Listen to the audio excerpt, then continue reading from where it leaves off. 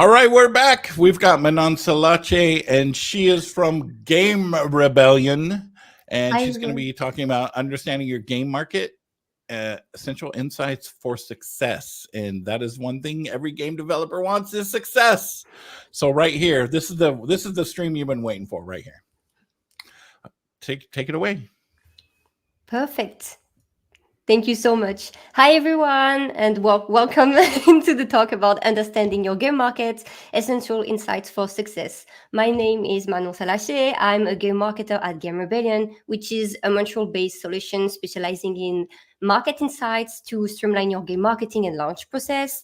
And throughout all of our research, we realized that there was a need in the gaming market to understand a little bit of how to dive deeper into your market, understand your audience, your competition, your positioning. So we developed a product called the Game Market Analysis, and I'm going to give you some insights on how you can do it if you don't have the budget to do it with a professional company. So some little tips and tricks.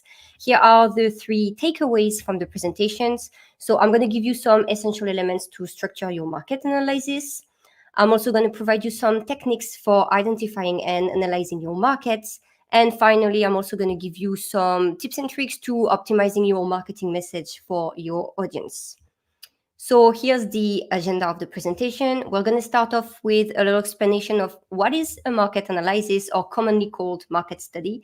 What's the use and why is it important for you to have one during game development? Then we're going to dive a little deeper into the key elements of a market analysis, how you structure it. We're going to talk about the market study, market overview in general, the analysis of your competition, how you can identify your game's target audience, and how you position yourself on the markets.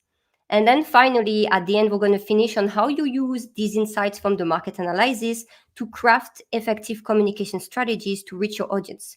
So we're going to talk a little about how you can identify the best marketing channels and techniques, and then how you can tailor your marketing messages. So we're going to dive a little bit into user acquisition. So to start off, what is a market analysis? So to summarize it, it's basically a comprehensive assessment of the market in which a business, a product, or a service intends to operate. So usually it involves collecting, analyzing data, and various research about different factors, including market trends, customer behavior, and all of that. Plus, in your case, usually when you do it yourself, some online research, and you combine this data and your research, and then you're going to analyze it and put it in perspective. The purpose of it is to gain a clear understanding of your market environment, including who your target audience is, how much demand there is on the market, and what are the challenges and opportunities for you. So a market analysis, it serves different purposes. The first one is it helps you make informed decision making. So we're going to talk a little bit of why you need it as a game dev, but basically when you develop a game, it's going to help you do some tweaks into the gameplay. It's going to help you choose the platform that you're going to release on. You're also going to be able to identify opportunities and challenges based on how the market is evolving, like the gaps that you can fill in for these different opportunities. It's going to help you obviously identify your target audience. I'm going to repeat that a lot, but if you want to sell your game, you need to know your players. It's going to give you a competitive advantage because you're going to be able to dissect your competition and know how you can use advantage of their weaknesses to outperform them. It reduces the risk because when you put a product out on the market, it's always a risk. But if you know your market, you reduce this risk consequently. And then finally, it's going to help you with forecasting the trends and basically how the market can evolve if you want to keep like your game in evolving and changing, if you want to release new things. So why is it important for you as a game dev, a studio, or even a publisher signing games to do a market analysis while developing your game? So ideally, a market analysis, it should be done from the moment that you start having a concrete idea about your game, like you already know the genre, the mechanics and everything. And a thorough market analysis, it can significantly enhance your marketing strategies, help you boost your user acquisition, so in this case, your player acquisition, and ensure that your game development aligns with the market expectations. By understanding the market trends, your competitive dynamics, and player preferences as early as possible, as a developer, you're going to be able to make informed decisions that are going to increase your game's chances of success on the market even more when it's a crowded marketplace these days. Market analysis, it will help you make smarter decisions, like tweaking gameplay, but also giving you a head start on your marketing by understanding who your players are. So there's also, it helps you put all the chances of success on your side. There's also always a luck element that no one can really control, but you're still going to be able to have a certain goal and reach your goal if you know your market. So it's still very important for you to have one. I have two examples to give about like different uses of a market analysis. The first one was by Epic Games. So Epic Games, before launching Fortnite, they conducted extensive market research to understand a little bit more about the growing trends on the battle royale genre. And they identified a gap in the market for a more accessible, cartoony, and free-to-play battle royale game, which, well, then led to the development of Fortnite and the success that we know today. When it comes to Among Us, their market analysis, it was actually after release. So when they released Among Us in 2018, I believe, they were struggling to get traction. So they decided to revisit their market analysis, and that's when they saw the opportunity in the social deduction genre. And for them, it's a special case because it was the mix of knowing the market and the luck that I said, because the pandemic happened and people were inside, they needed to play together. So with the rise of the social deduction genre and the pandemic, they had the success that we know today. So now we're going to dive a little bit more into how concretely you can do your market analysis. So I used a little bit of the structure that we do at Game Rebellion that we developed. In each main slides of the section, I put some resources at the bottom, like Google Trends, Newzoo, that are going to help you know a little bit what you can use. Some of them are free, some of them are paid, but it usually remains affordable. So that's why you're going to have them here. So the market overview is the first section of a market analysis. It provides a comprehensive view of the gaming industry landscape in general, giving you key insights into trends, emerging technologies, and forecasts. This information is crucial for you to have to understand the market's direction and the role that your game is going to be able to play within it. So by evaluating trends, general performance, competition, this section of the market overview is going to help you identify opportunities and challenges and enabling you to position your game strategically for success. The first section, so subsection in the market overview, is the trend monitoring.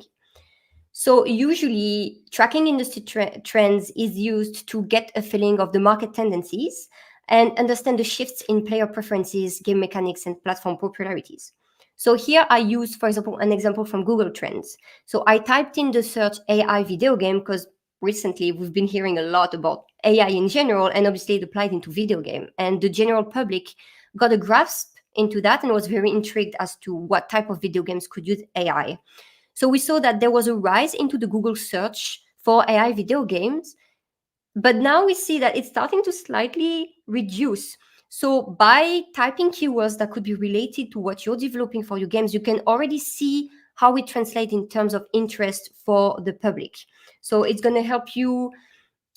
Here, the key objective in this part is basically for you to identify the major trends that are shaping the gaming industry, but also assess the viability of your project so you can stay ahead of the curve. The second part of the market's overview is the general performance. Here, instead of looking at the market in general, like with the trend overview, it's more diving into the performance of your genre. So you're going to have sometimes multiple genera for a game, or you're going to have some sub-genera, and you can do research about them. You have a lot of data available online. Here, I picked an example from Newzoo, because Newzoo it's usually pretty good to use. They send you like newsletters, things like this, and you can see reports from the previous years or like planned reports for the next years about how your genre can perform. And then you're going to see if you're releasing a shooter game, for example, well, you can tell that it's been performing really well on PC. It also means that it's making a lot of revenues, but potentially increased competitions. So you're going to have to put this into perspective. So this section helps you analyze how well your specific game genre is performing in the market. The third section in the market overview would be forecasts and market dynamics. So the difference with the trends is that here, it's not directly linked to the gaming industry, but it's things that could impact it. So it predicts future shifts into the market, projected growth in various areas, and it also examines how external factors can influence the market. For example, the launch of a new phone software, mobile software. So it means that you're going to have more performing games on phone. Here, I took an example from Statista about the AR and VR worldwide revenue change by market. You can see that there's a planned peak for the AR hardware in 2024, but then they're predicting that there's going to be a sudden decrease. So if you're planning to do a game that is implementing these technologies, maybe if there's a decrease into like the revenue, meaning less people will buy it, so is it really the best choice for you? So that's how you're going to be able to tell these kind of trends. And then finally, the last part of the market overview is going to be competitive landscape. So later, just after, we're going to talk about competitive analysis, where you dive really specifically into your competitors. The difference here is that you're going to look at the landscape in general. So it's basically looking at if you put, so I put the example here of VG Insight, which is very good to use for this. I put the action RPG filter, and basically what I mean is like here you can see the average price, user rating, average supported languages, and price distribution into the whole genre. So it's going to help you analyze how your game compares to others in the same general market. And then you're going to be able to identify the differentiators to make your game stand out. So for example, if there's an average price, maybe if you can price lower, then you're going to have an advantage on the market for your game release. So understanding these competitive landscape factors is going to enable you to strategically position your game to maximize your game's value, but also expand its market reach and enhance user satisfaction. So it's a really global overall look at the competitive landscapes. So all these four elements in the market overview, there's a lot of crossing between each other. So I tried distinguishing them from each other so that you can get a grasp on how you can use them, but there's a lot of crossing usually. It just helps you know the landscape in general. With the sections after, we're going to dive into more specific points. Second part of the market overview is the competitive analysis. So here, it helps you basically take a closer look at specific competitors. It examines your competitors' features, performance, and marketing strategies so that you get a deeper understanding on how your competitors operate on the market. This will help you identify your game's strengths and weaknesses in comparison to them, but also gives you valuable insight into what has contributed to your competitors' successes or their failures. So ultimately, the goal of this part is to allow you to differentiate your game and adopt strategies that will help you outperform them. How do you select your competitors? So what we do at Game Rebellion is usually we choose 4 of them. If you're in indie dev, if you have like a smaller scope, usually it's good to take games that have the same scope as you. But we do like to take at least one AAA game so that you can use it as an example. So since in this section, you analyze really specifically what they did for their marketing, then it gives you an example of if you had the budget or unlimited means, what would you do ideally? So that's why we like to take one AAA game. But usually, how will you choose them? So obviously, you will pick the competitors based on your similar genres and gameplay mechanics, but also similar type of market positioning, so budget, pricing, and audience size, except potentially the AAA, like I said. If they share the same audience demographics, usually, if they have similar monetization and retention strategies. For niche games, you look at niche competitors, which are smaller and targeted communities, and you see how they interacted with them. You can look also on if they have the type of player reception and feedback from reviews that they have. You can take the competitors that have used emerging trends or technologies in a unique way. And then if you have the time and resources, you can look at indirect competitors because it can also give you some sort of insight. Usually it's good to be directly into your main competitors, but if you can, it's always good to have a larger vision. So we recommend to pick 4 of them. Once you pick these 4 games, so when you develop your game, you're going to have an idea usually. So let's say you want to develop a cozy farming game. let's say you're a fan of Stardew Valley and you were inspired by them. So obviously you're going to put them in your competitors list because it was an inspiration. So usually you have crossing between your inspirations and your competitors. So you're going to have to pick them based on these and objective factors that I listed here. Once you have your list of competitors, here are the elements that you're going to need to evaluate. First, you're going to compare the features to your competitors so you can identify the unique aspects that you can have or the areas for improvements. For example, let's say you're developing a survival game. You might want to compare it to The Forest. And then you're going to find out that by looking at reviews from people, so we're going to talk about that after, by looking at the mechanics, The Forest has weak fighting mechanics, but they have an interesting storyline. And then you could improve that by having strong fighting mechanics and fill that gap in the market. You could also obviously look at the reviews. What did people think? What did the players think about the game? You can analyze the players' feedback from reviews platforms such as Steam. You can also take a look at Metacritic. And then by looking at the feedback from players, it's going to help you inform your game design decisions. You're also going to look at your competitors' strengths and weaknesses. So usually the review analysis, it helps you know what the public thought about that, but objectively, you're going to be able to see what are your competition's strong points so that you can emulate them, or like on the contrary, the weak points, so you can capitalize on them and avoid them. You're going to look at your competition's market positioning to see how they position themselves in terms of pricing, niche, or status. And then finally, you're going to look at the marketing strategies. What did they do? Which social media are they on? Did they do campaigns? Do they have a blog? How do they interact with their audience? And based on this and what was successful, you're going to be able to take the lessons from that and apply them for your own audience. Once you're done with the competition analysis, you can pass to the target audience definition. So it's in this section that you're going to have a difference between studios that have a larger scale and studios that have a smaller scale usually, because bigger studios, they already have a lot of internal data about their players that they can reuse. So let's say Ubisoft has been releasing Assassin's Creed. They already have a lot of data that they can use for their next Assassin's Creed, obviously, because the target audience is going to cross.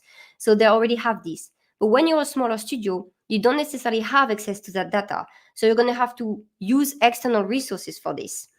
And defining your target audience is critical for your marketing. It involves analyzing your demographic and psychographic data to create specific personas based on the different audience segments that you have. When you're going to understand your audience preferences and behaviors, you're going to be able to tailor your marketing efforts to reach them more effectively and engage with them properly. And it helps you identify your potential player base for your game, defining exactly who they are and how the game can best appeal to them. But this is obviously a technical work, and you're going to use all the research prior, your competition analysis and your market overview to shape your target audience. How can you really define them? So I'm going to give you like 5 tips to define them. The first one is you're going to need to pinpoint your audience. So you're going to define the type of players that are likely to enjoy your game based on comparisons to similar games. So this is where you're going to be able to use some insights that you got from your competitive analysis. You have some data available online about, for example, the average age or the gender type or the localization for the players of your competitors. So you can already have that to have an idea of it. Obviously, when you develop a game, you usually already have an idea of your target audience, of who they are. But, and it leads to the second point, you're going to need to challenge these assumptions, because sometimes you can have surprises. You can have some preconceptions about your audience that end up not being that true. For example, if we take Pokemon, many people have the misconception that it's a lot of teenagers playing Pokemon, which is true. But when you dive deeper into the actual players for Pokemon, you're going to find that it's a lot of people in their 20s and 30s due to the nostalgia effects. The audience grew with the games. So you need to challenge these preconceptions about your audience. Third point, and maybe probably the most important and the most challenging, is to analyze your demographic. So you can use tools like Statista or review media websites, social media analytics to gather demographic data about your potential audience, the age, the gender, the location. I put here a little example about, for example, for first-person shooters players, I was able to find this graph which gives you an idea of like 2024 in the US, the average age for them. So you have these type of resources. When you do some research online, you're going to be able to find some things like this, and you can base yourself on that to have an idea of who your audience is. Ideally, you would also have some psychographic data. I didn't put it here because it's more challenging to do it yourself when you don't really have the resources for that. Psychographics, they dive deeper into the behavior of your players. When do they play? Like, what's their approach to playing? Are they looking for a competitive experience? Are they looking for a social space to connect with friends? All those kind of things that are relevant to the psychology of your players. You can tackle this issue by, once you start building your little community prior to launch, you can create surveys and ask them their age, their gender, location, but you can also ask them some question about when do they play, why do they play. This, it will be on a smaller scale, but it will allow you to have some idea about how do they behave online, and then it's going to allow you to tweak your development of your game, but also know where to find them. We're going to talk about that in the persona. The fourth point is, once you have all these elements, you're going to segment your audience. You're going to segment them into the primary audience, which is basically the core of your audience, and then your secondary audience, which is a larger segment around it, which is still in your potential player base, but maybe they're not going to be the core of them. The core, if you successfully reach them, you're practically sure that they're going to be interested in your game. Whereas the casual interest group, they could potentially be interested in your game, but it would depend on your approach that they have to it. But it's still, you're going to have to structure that. So for example, let's say your core age group is 24 to 35, but then if you enlarge it into the secondary group, it's going to be 18 to 40. So this is how you're going to structure it into these different types of group to have in mind. And once you have all of these, you're going to be able to create user persona. So user persona, usually it's the representation of your ideal players based on their age, gender, gaming habits, and motivation. At Game Rebellion, usually we define 4 of them, and the use of these are more to give you a concrete idea of who you're targeting when then you're going to develop your marketing strategy. So it's more of a psychological trick that marketers use, so that when you craft your campaigns, when you choose your social medias, when you just choose your approach to marketing, you have specific player types in mind. So it's kind of you taking your entire audience and just putting them in 4 separate cliches. To structure your user persona, so player persona in this case, this is what we do at Game Rebellion. So we have like this example. We take the age. So for example, based on the age groups that you're going to find, that you're going to define, you can split in 4, and you're going to take like 4 examples of 4 different ages. If you have the gender splits of like it's 50% female, 50% male, or like if you have non-binary people, you're going to be able to have 1 persona non-binary, 1 persona female, and then 2 male, or like based on the split that you found from your research.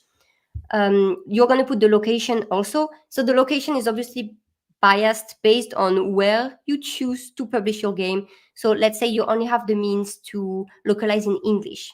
Obviously, all your personas and your research about your audience are going to be focused on an English-speaking audience. But if you enlarge that, you might find that there's actually an opportunity for you in the Asian market, specifically Japan. So it could still be interesting for you to have a persona specifically targeted for Japan, so that when you have the money to localize in Japan, you already have an idea of who your players are going to be there. So you're going to put the location of it. Then you're going to pick the gaming habits and preferences.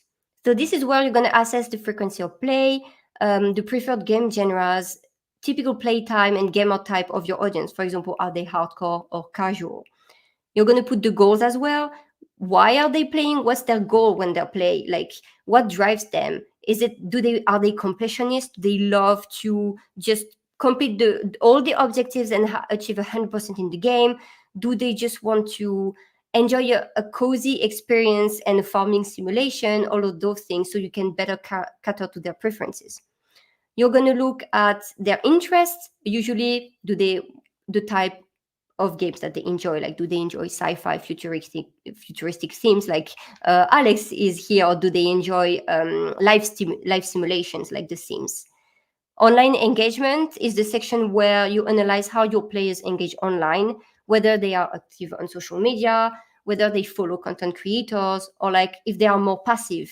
And if they are more passive, they're not really on social media, then maybe it would be a good idea for you to have a blog so that you can reach them differently, or like participate in events. So it's very important for you to know where they are so you can target them better. And then finally, the last point is the pain points. Identify the challenges that your players face and how they would respond to these issues. So gameplay difficulties, graphic mechanics. So it can help you prioritize what you have to tackle in your issues. The second part, so the third part after your target audience, fourth part, the last part of your market analysis is going to be the positioning on the market. So the positioning here, it involves carving out a unique place for your game in the market. It requires that you identify what makes your game unique and what your niche market is, where you stand out compared to competitors, and how you can leverage that to attract players. It's also where you're going to craft a SWOT analysis. We're going to describe that after, and develop your unique selling points. And all these elements will help you to understand your game's advantages and how you can leverage them to stand out in the market. For example, the positioning was used by Cuphead. It positioned itself as a unique game with its 1930s cartoonish style and challenging gameplay, which is it's very niche. But because they positioned themselves very well in their niche market, they stood out in a crowded gaming market. So this is how the positioning can change everything for you. The first part is crafting your SWOT analysis. So many of you probably already know what a SWOT analysis is, but because it's a very, very common tool used in any type of product development, but in case you don't know, it's a basic for any product development. It involves identifying the strengths, weaknesses, opportunities, and threats associated with your game. So basically, in your strengths, you're going to put what sets your game apart. So for example, a unique gameplay mechanic, striking art style, like do you have a futuristic art style or like retro futuristic? Is there a lot of people with this art style? All those kind of things. Weaknesses, this is where your game may be lacking compared to competitors. So you're going to use what you did previously into the market overview and the competitors analysis, and you're going to see, okay, maybe there are some areas for improvement for yourself. But also, if you have budget constraints, then maybe you're going to have to revise your marketing strategy and target it better. Opportunities are market trends and gaps that you can exploit. So this is usually where you use the market overview parts. For example, if you notice a rising interest in roguelike games, well, it's saturated these days, but let's say you realize that there was an opportunity there, then this is where you would put it. And then threats is potential challenges or competitive pressures. So for example, larger competitors, if your game is set out to release in 2026, you can look at the roster of games that are being developed and planned to be released in 2026 and try to see when the biggest games are going to release. Like if you want to release your game and GTA 6 is releasing at the same time, maybe you want to reanalyze when you're going to launch your game. So this is basically what your SWOT analysis is. Once you have this, you're also going to define your niche market. So a niche market, it refers to a smaller specialized segment of a broader market. By targeting the niche, it's going to allow you to focus on a specific audience with very, very distinct preferences. And so you're going to be able to create a game that caters directly to their need. So it's basically the niche market is like your core audience, and how specifically you're going to be differentiating yourself from the rest of the market for this core audience. This can lead you to have more loyal players, less direct competition, and a stronger brand identity within the niche. It's fairly difficult to grasp, and it's also fairly difficult to do, but you still have some tips and tricks to do that, and you can use all that was done previously. For us at Gamer Billion, we like to shape it as a circle within a circle within a circle, so it's easier to understand. I use the example of Euro Truck Simulator 2. So Euro Truck Simulator has a very specific audience because it appeals to fans of realistic driving simulations and long-haul trucking experiences, which is fairly specific. The game has a dedicated fan base, so it attracted a large loyal community despite its niche focus because it's very specific. It had a high level of detail, a very relaxing gameplay, and they also supported mods. And then they sold millions of copies, and they have been able to grow, and so they launched a second one and they expand with new content because they targeted their niche. The niche is within the simulation game players. You have the people who like to play vehicle simulation games. Within the vehicle simulation game, you have people who like truck simulation games. And then within this, you have the people who specifically liked Euro Truck simulators. And this is how you find your very, very specific niche market. Let's say you're releasing a dark fantasy computer RPG game, then you're going to take the audience for for RPGs in general, then computer RPG, then dark fantasy computer RPG. You have some stats on the market for each of these genres that you're going to have analyzed previously, and then you can use this to channel it. So it's a big job, but it's very useful for this because if you can reach your niche market, you're practically sure that you're building a very, very engaged and loyal target audience. After you define your niche markets, you're going to be defining your unique selling points. So a unique selling point is a distinct feature or characteristic that will set your game apart from your competitors, making it unique and appealing to your target audience. Basically, your unique selling points should answer why should players choose your game specifically over others. I took a concrete example here. So I took obviously Baldur's Gate 3. I wanted to make sure that most people would know the game to take the example of that. So here's how Baldur's Gate, they channeled their unique selling points in their Steam description. Because basically the unique selling points are the arguments that you're going to use into the message that you're going to provide to your audience. We're going to see that later. But it's very specific for you to emphasize these points that are going to make your game stand out. For Baldur's Gate, in the description, right from the beginning, they put "Return to the Forgotten Realms." This is a reference to Dungeon and Dragon. So the people who already like Dungeon and Dragons, they're gonna be immediately dragged into that and be like, "Oh, this is a Dungeon and Dragon game." Then they put "A Tale of Fellowship and Betrayal," meaning that it's a story with deep narrative elements for players that really care about the plot. Finally, the third place, they put "Resist and turn darkness against itself," or "Embrace corruption." This shows the audience that it's a tailored experience, that based on your choices that you're going to make, you're going to be able to have a different experience. So for people who love replayability and unique paths, this is the argument that's going to convince them to get the game.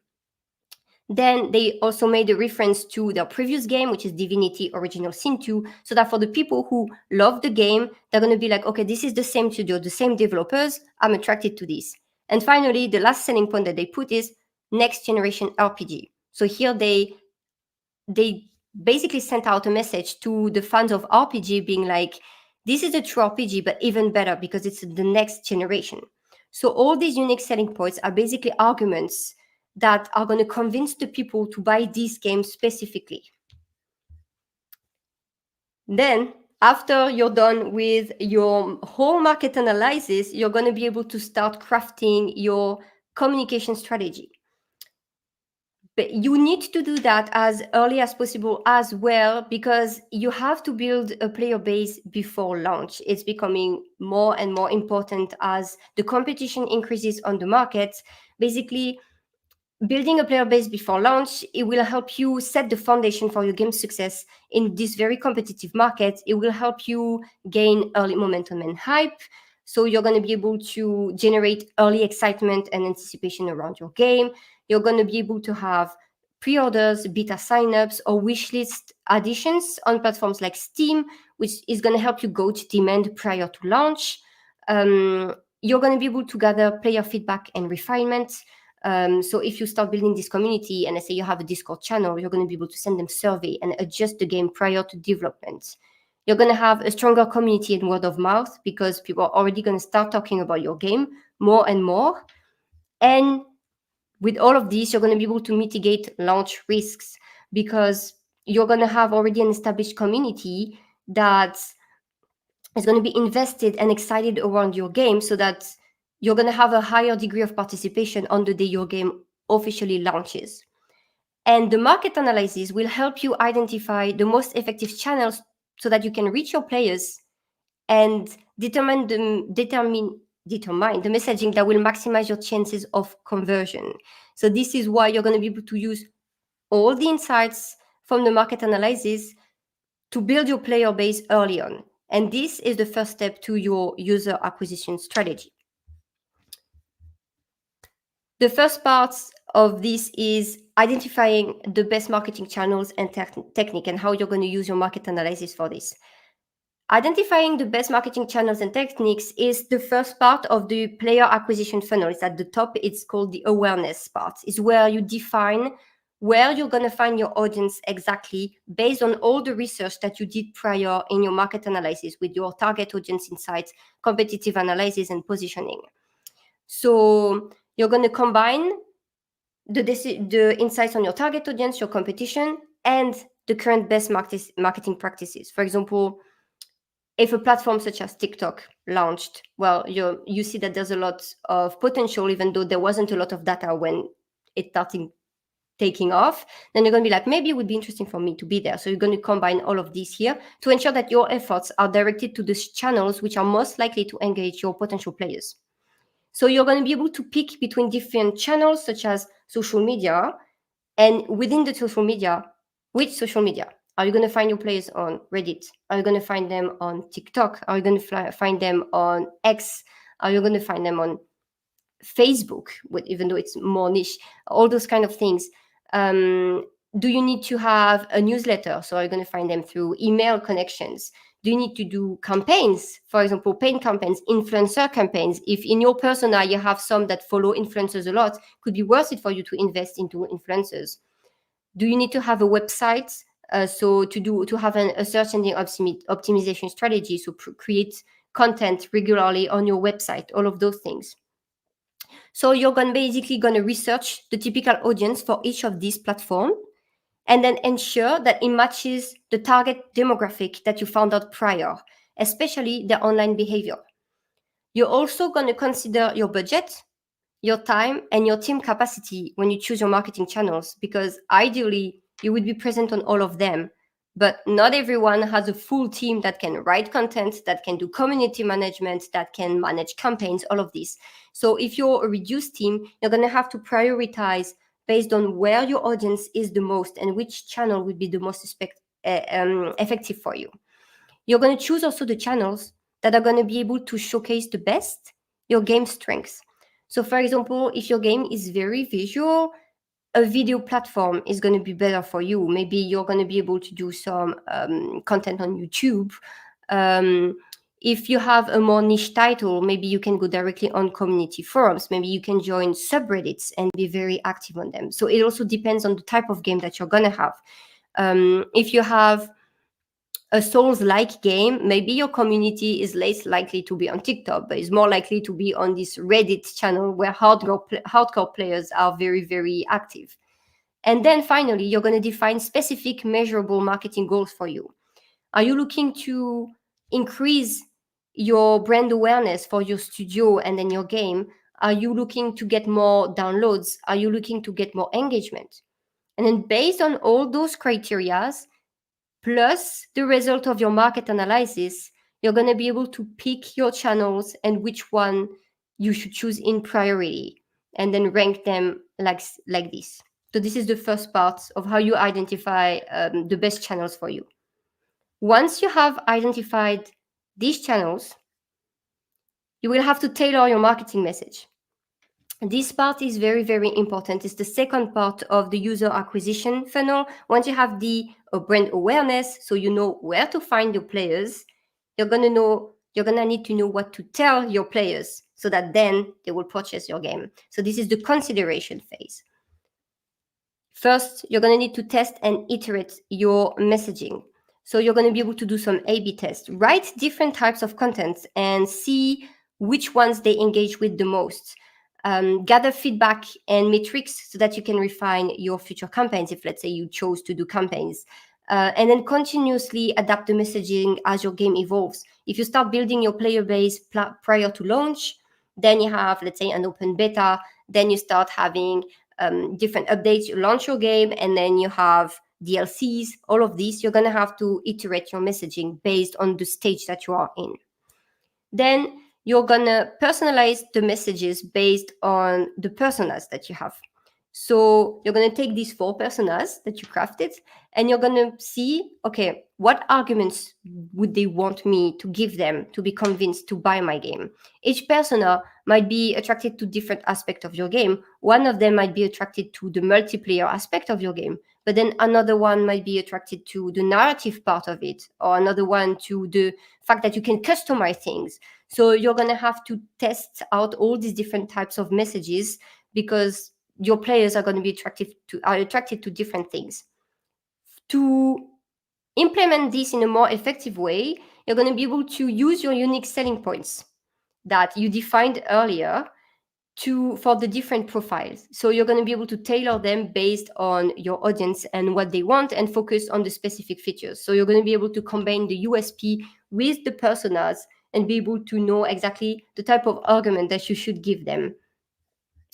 Then you're going to emphasize these unique selling points, highlight what makes your game stand out, and address your common players' frustration with competitors. So let's say there's one of your competitors or all of your competitors that are lacking in fighting mechanics, but you are in the same genre, you have similar mechanics, you have your art style and everything.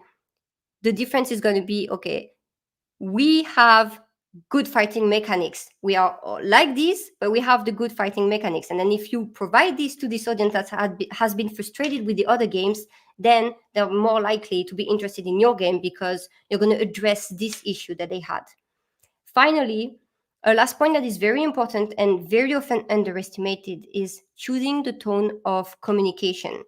So the tone must match the expectation and preferences of your audience, so that you can foster your community building based on the type of game that you're going to release and the type of audience that you're going to have. You're going to address them differently. If your audience is 50, you're not going to address them the same way as if they're 18, because they don't interact in the same way online or throughout messaging or things like this. For example, for younger people or millennials, you're going to be able to use memes a lot, whereas an older audience is going to have more trouble with this. I like, once again, to talk about Baldur's Gate. Obviously, the community engagement for Baldur's Gate, they leveraged, if you look at their TikToks, they've been using the TikTok trends a lot. And it's not typically, the RPG audience is not usually one that is very, very active on TikTok in terms of memes, of things like this, but they were able to use these trends, and they make fun of their audience for all the narratives that they choose in the game, and it works. And their tone of communication is basically making fun of themselves and making fun of their audience. But for certain communities, this will not work. If you have a community of people who like fighting games, let's say very, very highly competitive games like League of Legends, maybe the audience for League of Legends will not really appreciate if you make fun of them. So you have to adjust the tone of communication. But if you choose it right, it will help you have a much more engaged and faithful audience, because they're going to genuinely enjoy following you and engaging with you.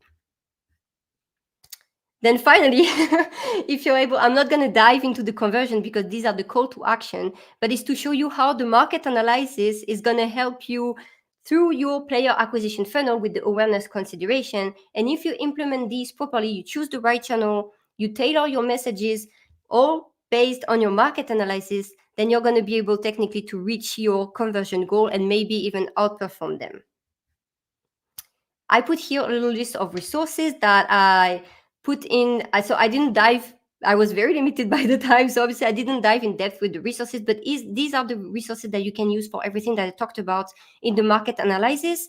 Also, Google is always your friend. Obviously, sometimes it takes a long time to like go through all the different pages and links. And then you're going to be able to find this one survey that's going to be very useful for you to know more about your audience.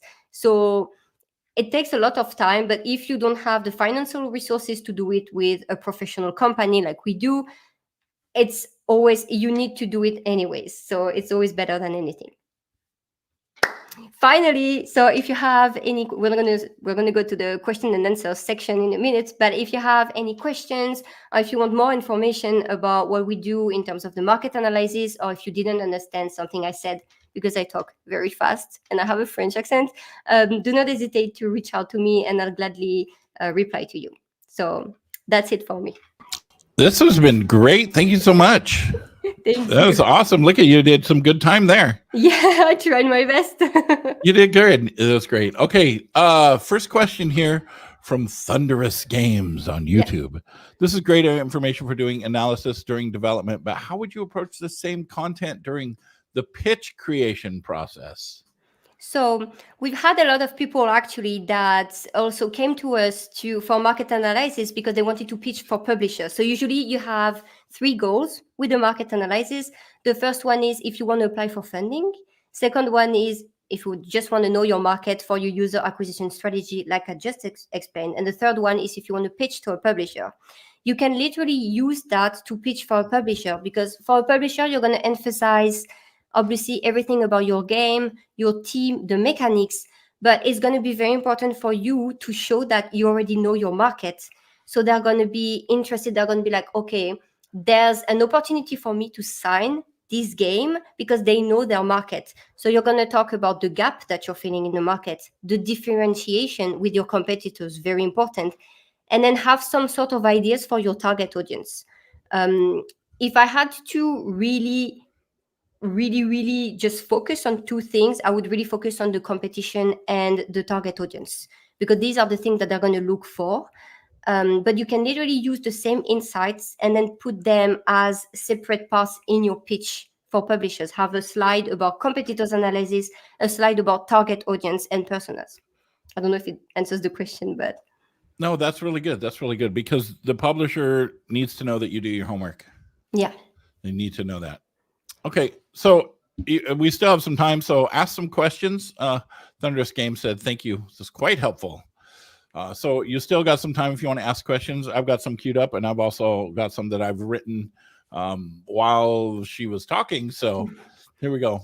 This is from Arctic Knight on YouTube.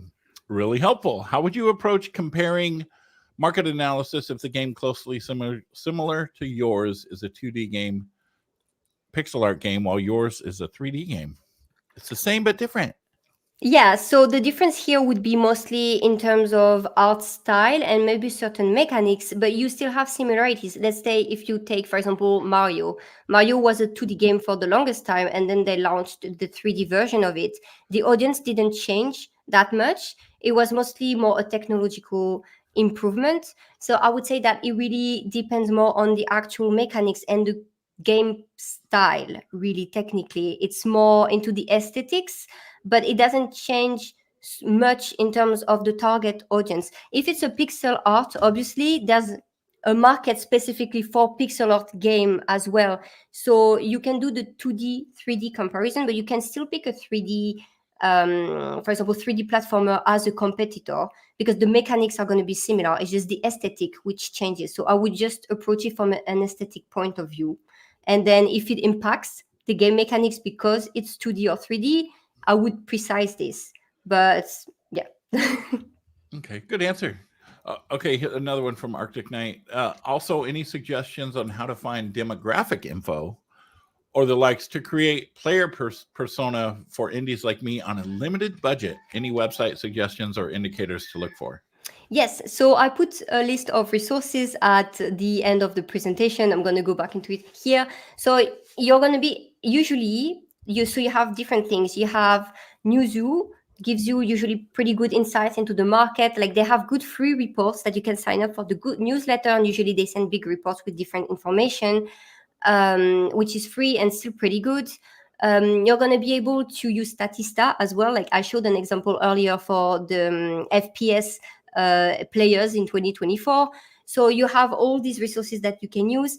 VG Insights, if you release your game on Steam, VG Insight, even if you don't release it on Steam, actually still gives you an idea. I showed also VG Insight. It gives you an idea about the localization of players based on the game that you pick, the competitors, and you're going to be able to see exactly this.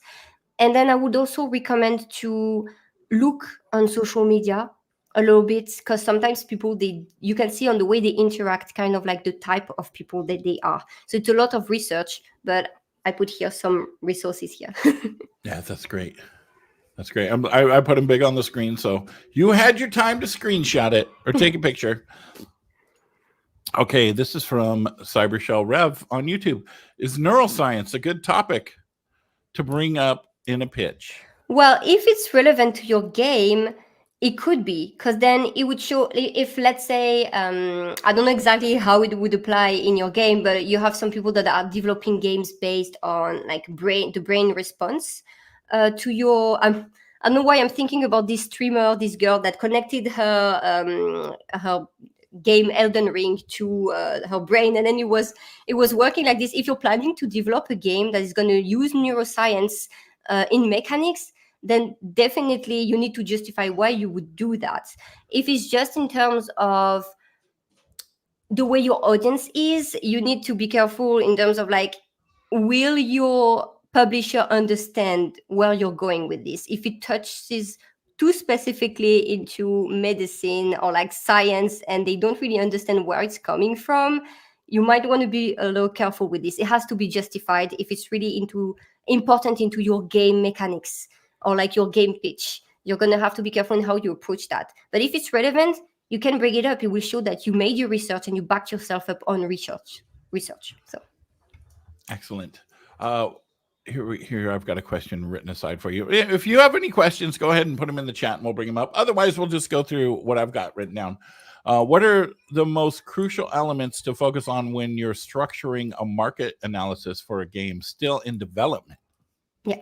So it's the 4 ones that I talked about. The market overview, where you're going to analyze the trends in the market, the general performance, specifically your game's general performance. Then you're going to have to look into your competitors, specifically your target audience and your positioning. So it's basically the four ones that I put in the presentation. These are the main ones. If for some reason you can't do all of them, the most important for me is the target audience, because you need to know your audience, have an idea of who they are, and craft personas so that then you can do your marketing. And then I would also do the positioning. But by doing this, you have to have some information about your market and your competition, because you use this for your target audience and your positioning. So these are the elements. Basically, what I put, we consider to be the minimum, the crucial minimum that you need to have. It doesn't matter if it's not super in depth, because we know that you don't necessarily have the resources that a company like us has, or like a big studio or AAA studio has, but at least it shows that you have started some reflection, and it just gives you a framework to work with and a guideline.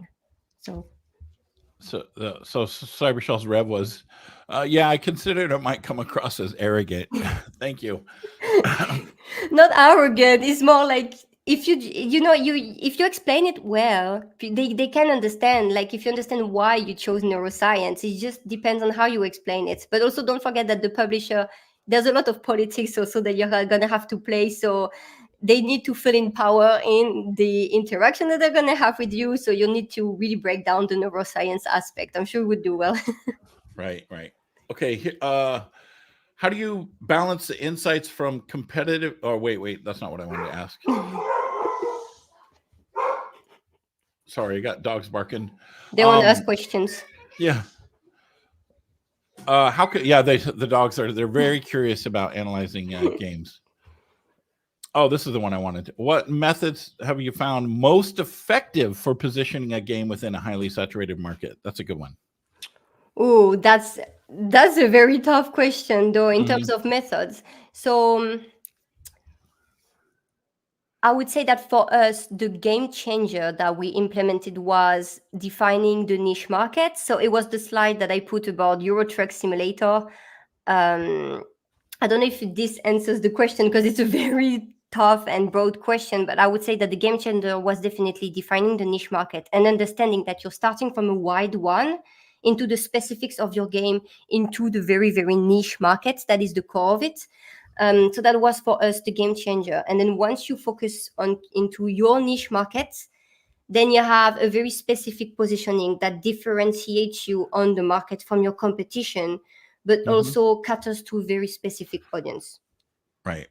That's good. Okay. I've got one more question. What role does player feedback play in market analysis, and how can it be integrated into a pre-launch strategy? So, well, players' feedback is very important because they're the ones that are going to play and buy your game. So, obviously, you need to take their feedback into consideration.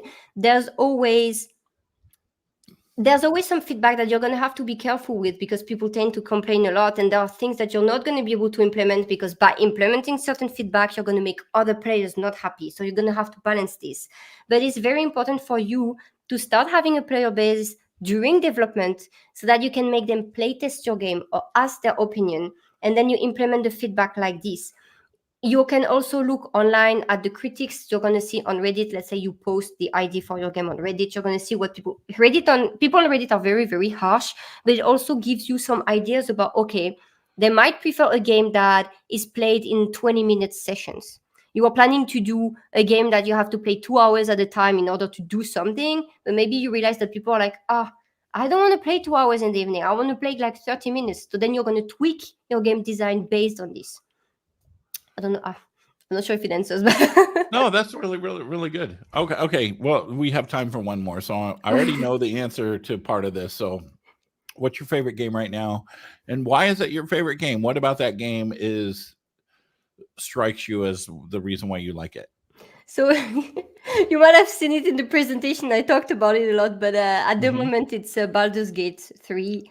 For me, it's so obviously Lion Studios, they have a very specific positioning in the market in terms of they're an indie studio, but they have budget like a double A one, almost triple A, and they won Game of the Year. Like the game is absolutely incredible, but they have an approach. So obviously the game itself is an ultimate RPG. So you have like the storyline, all the different paths that you can have. Like for me, I'm someone who likes to replay my games a lot and have different experiences. So I'm typically the exact target audience for the unique selling points that I showed.